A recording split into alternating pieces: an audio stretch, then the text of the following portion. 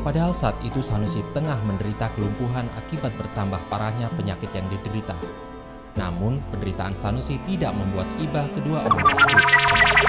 Adek Suryono dan Suginda mungkin bisa disebut sebagai pasangan anak dan menantu yang durhaka. Bagaimana tidak? Ayahnya yang telah berusia senja dan sakit-sakitan tidak mendapatkan perawatan sebagaimana mestinya.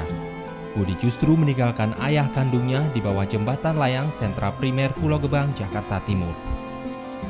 3 minggu lalu, ayah adek menderita sakit radang tenggorokan. Sanusi sebenarnya telah 2 hari dirawat di rumah sakit Persahabatan. Namun karena tidak memiliki biaya, maka Sanusi tidak dapat melanjutkan perawatan. Bersama saudara iparnya Suginda, adek Suryono tidak langsung membawa pulang ayahnya karena rumah kontrakannya yang telah ditinggali oleh istri dan ketiga anaknya dianggap tidak cukup jika harus ditambah dengan kehadiran ayahnya.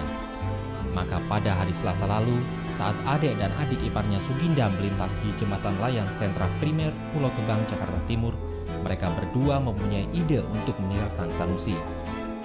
Padahal saat itu Sanusi tengah menderita kelumpuhan akibat bertambah parahnya penyakit yang diderita. Namun, penderitaan Sanusi tidak membuat iba kedua orang tersebut. Maka sejak hari Selasa malam, Sanusi ditinggal di bawah kolong jembatan layang seorang diri.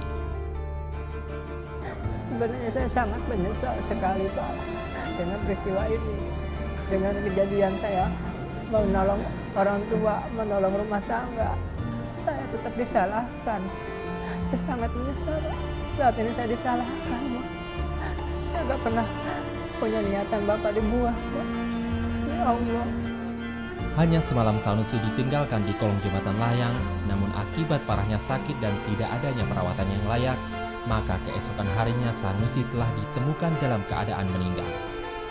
Walaupun Ade dan Suginda beralasan tidak berniat untuk membuang Sanusi, namun akibat perbuatannya menelantarkan orang tua yang mengakibatkan kematian, Ade dan Suginda tetap harus mempertanggungjawabkan perbuatannya. Ya karena setelah saya lihat memang ada unsur kesengajaannya, ya menelantarkan ya, orang yang tidak berdaya yang selayaknya harus dirawat ataupun itu sebagai manusia ataupun antara bapak dengan anak, ini kan tidak bisa harus ditaruh di situ dong, kan dia punya rumah. Sejak tersebar berita mengenai kematian orang tua Ade dan ditangkapnya Ade oleh petugas dari Polsek Cakung, istri dan ketiga anaknya yang semula tinggal di daerah Bintara langsung meninggalkan rumah kontrakannya. Bahkan biaya rumah kontrakan yang baru dibayar separuhnya itu belum sempat dilunasinya. Kontrakan baru bayar separuh, jadi 75.000. Janjinya kapan akan dilunasi? Tanggal 5. Tapi kemudian Tanggal 5 terjadi begini. penghuninya gimana Pak?